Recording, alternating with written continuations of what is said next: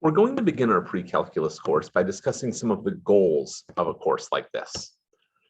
Ultimately, the goal of pre-calculus is to prepare for calculus. So we'll begin by seeing what exactly that means. What do we need to know in order to be ready for calculus?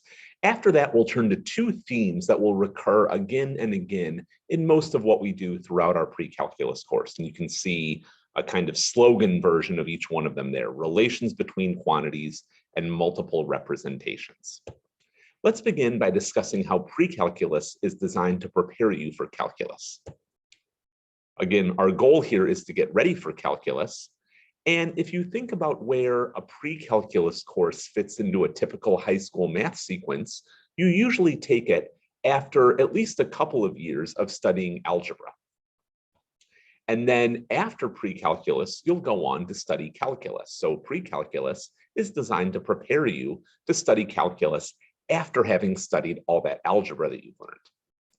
So it will help if we know something about the subject matter of calculus so that we understand what pre-calculus needs to do. After that, we'll establish some goals for a pre-calculus course that we want to meet in order for you to be prepared to study calculus. So what is calculus? What is it about? How does it differ from other branches of math? Well, calculus is the branch of math devoted to studying change. Or in other words, you use calculus to develop mathematical methods for studying things that are changing, often over time.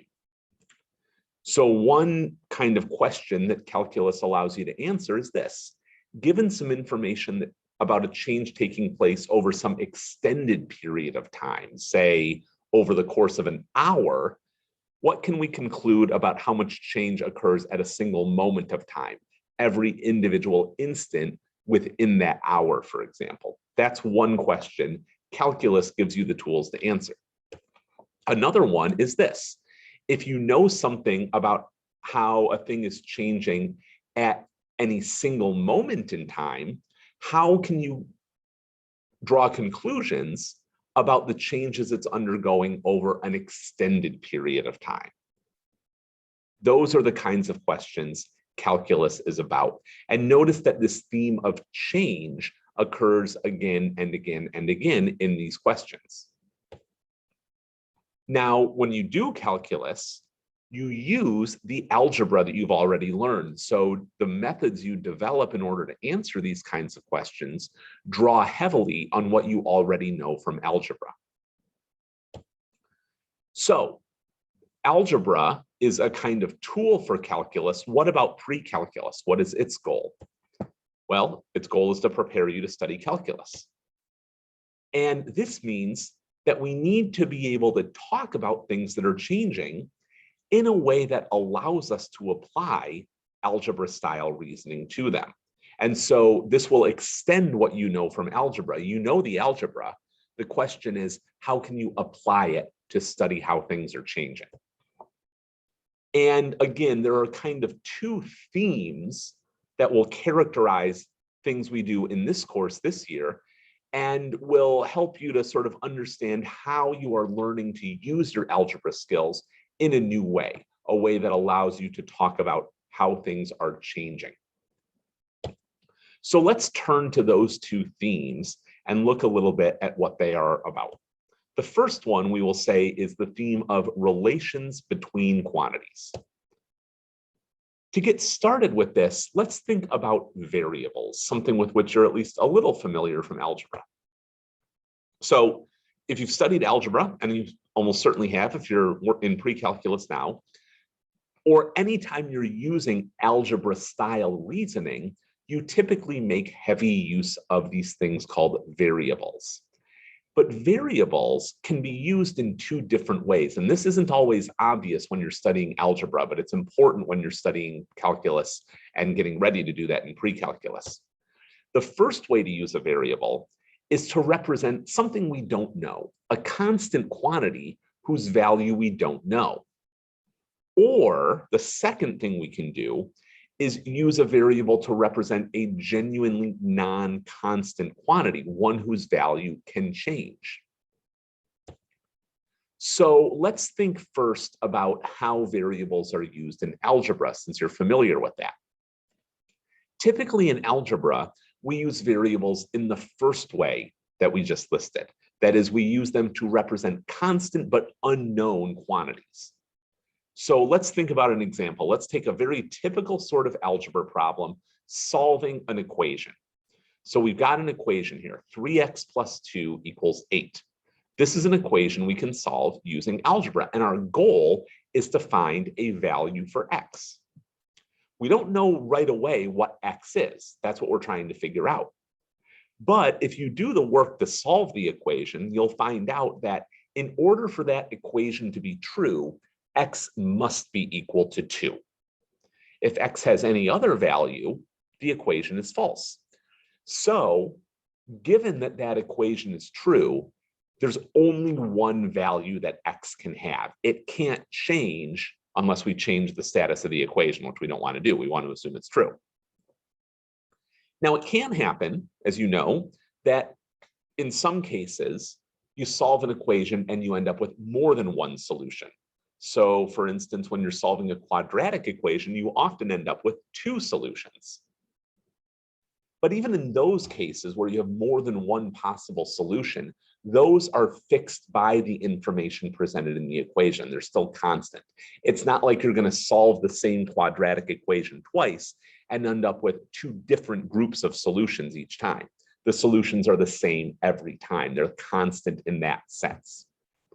That's how variables are used in algebra. So there's a sense in which when we're doing algebra, our goal is to figure out something that is, in a sense, already there waiting for us. It's already finished and it is the thing that it is. We just need to figure out what it is, like figuring out that x must be 2 in our sample equation. And then there's the other use of variables to represent non-constant quantities. This is how variables are often used in calculus. We use variables to represent quantities that are capable of changing within the problem we're working on.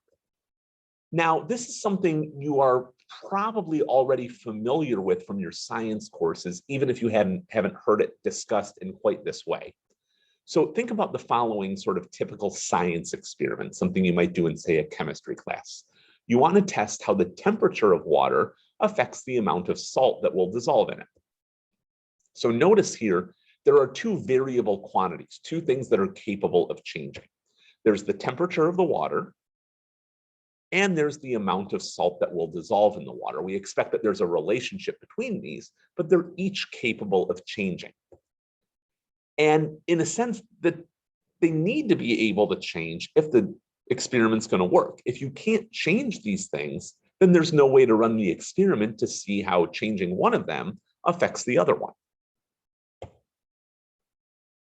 So the experiment would be kind of a bust if you weren't able to make the changes to, say, the temperature of the water. Then you wouldn't be able to figure out how different temperatures lead to different amounts of salt that will dissolve.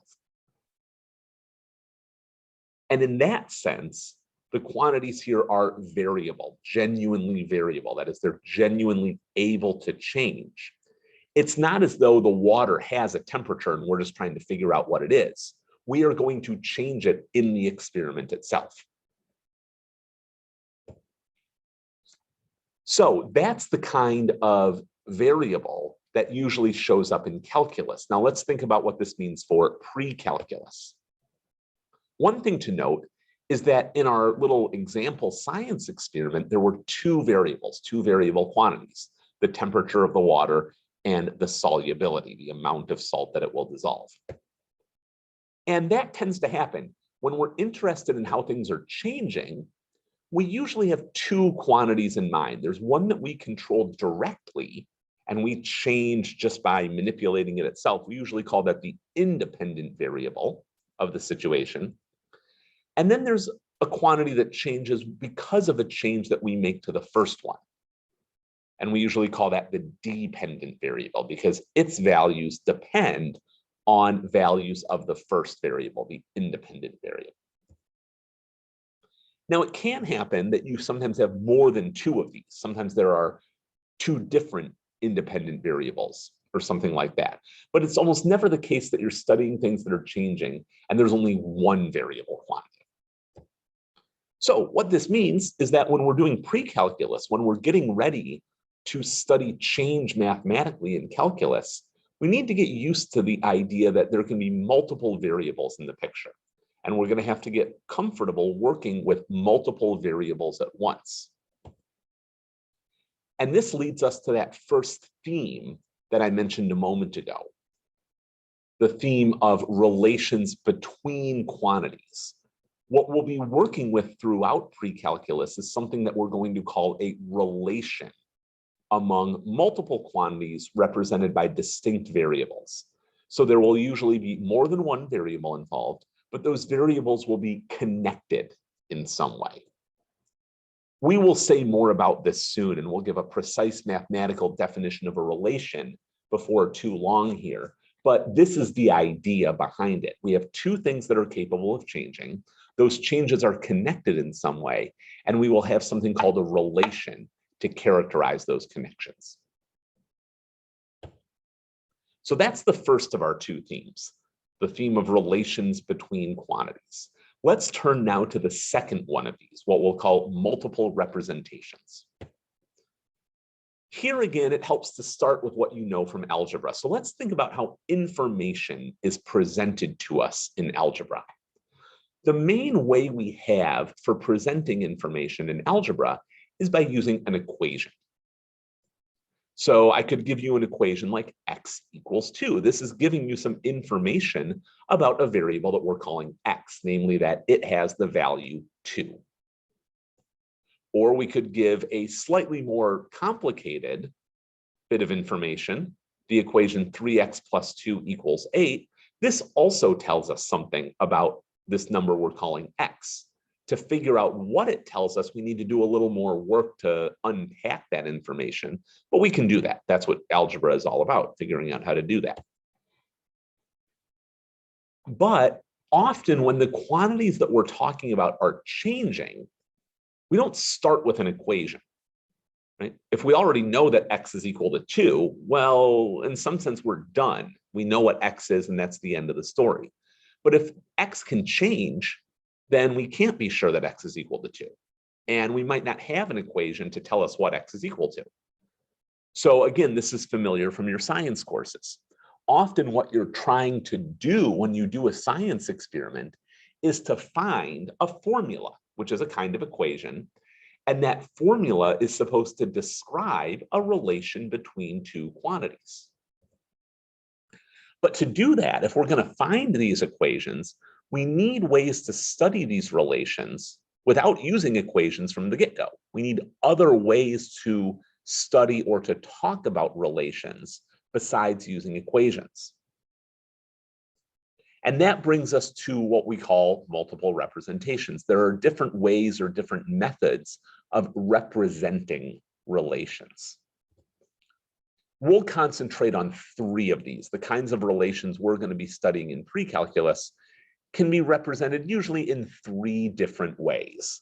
One of them we will call numericals. So relations can be represented numerically. This means that we use particular values of the variables involved in order to see how they are related. We'll look at examples of all of these shortly, by the way.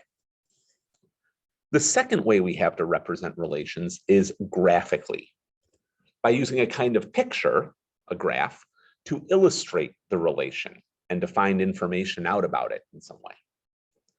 And then finally, there is what we'll call analytical representations of relations. A relation is represented analytically when we use mathematical notation, so especially equations, to study it.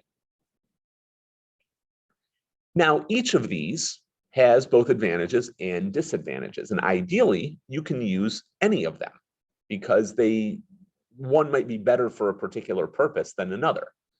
We'll consider those advantages and disadvantages in just a moment. But our concentration in pre-calculus will be on how to, so to speak, translate among these. If we're given a relation represented in one of these ways, how can we turn that into a different kind of representation of the same relation? So for example, how can we take graphical information and translate it into numerical information?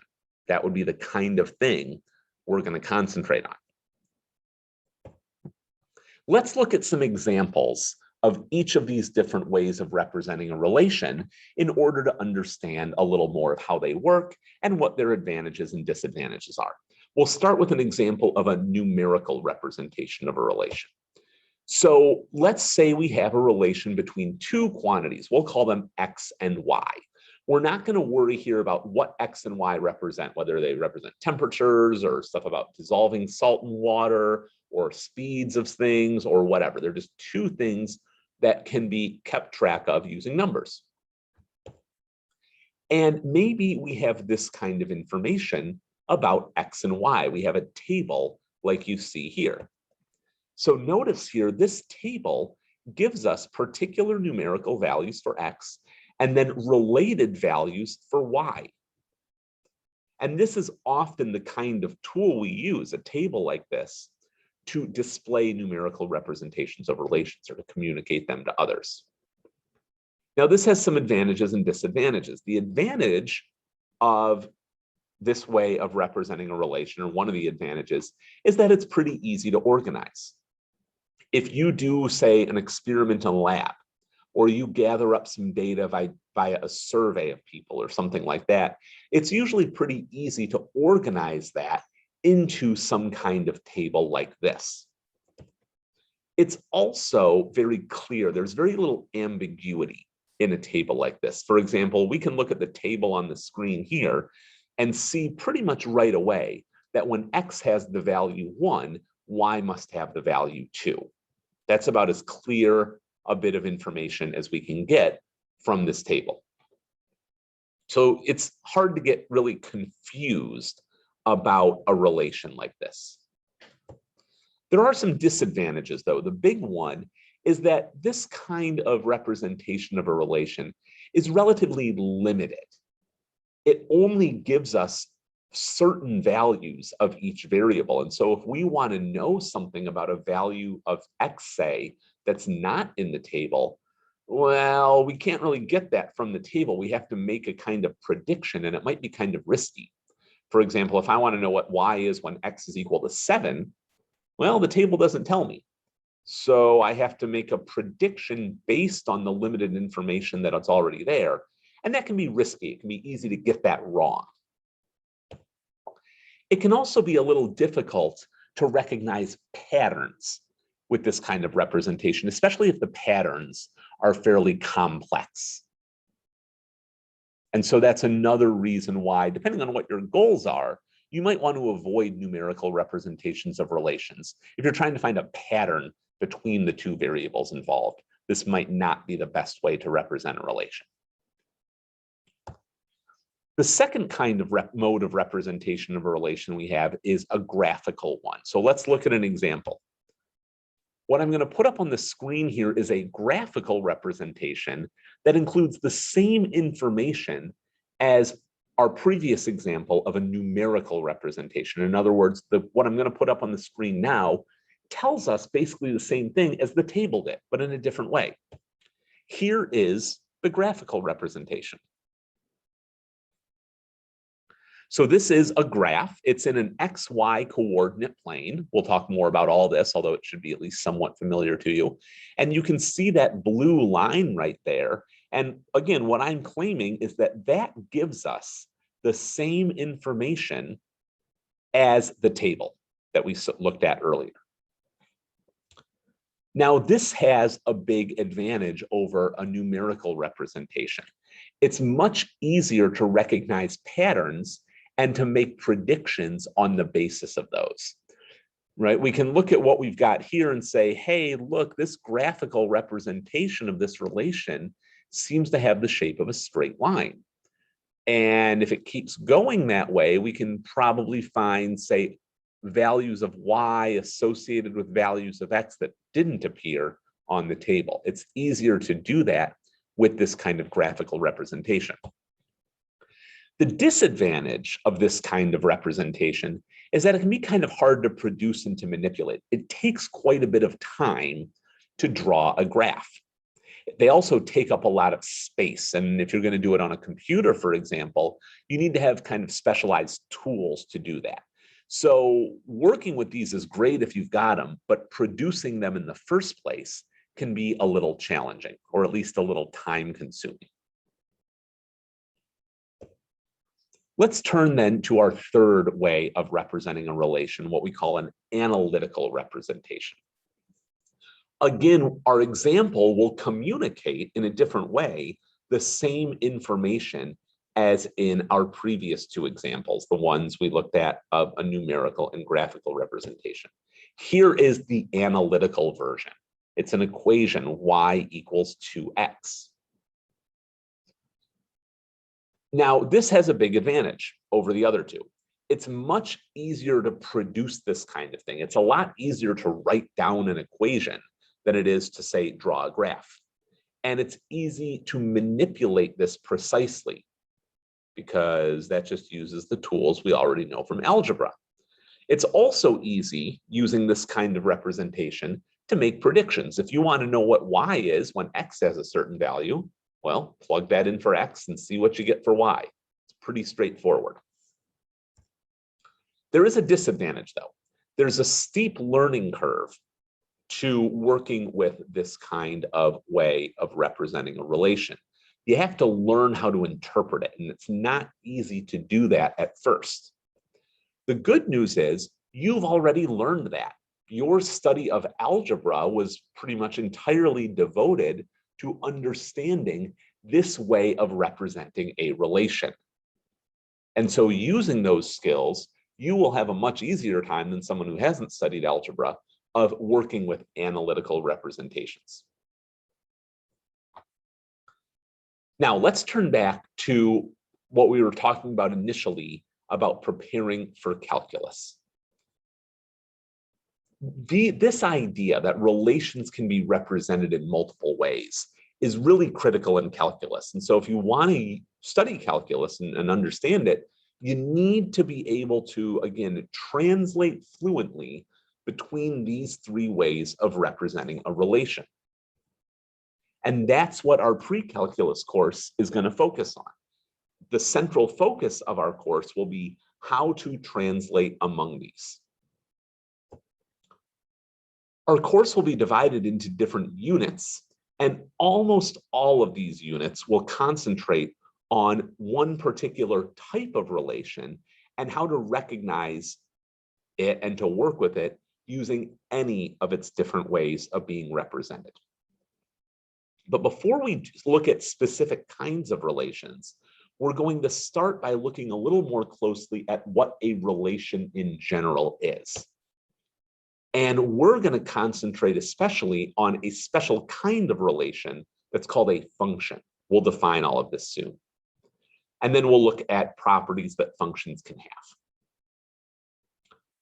Before we do that, however, we're going to warm up a little bit. We're going to review two kinds of relations that will probably be familiar to you. One of them almost certainly will be, as a way of getting used to the idea of working with relations and of representing them in multiple ways. The kinds of relations we're going to look at are those whose graphical representations appear as either straight lines or circles. That's what we'll turn to starting with the next lesson, where we will introduce or really review the idea of a linear relation.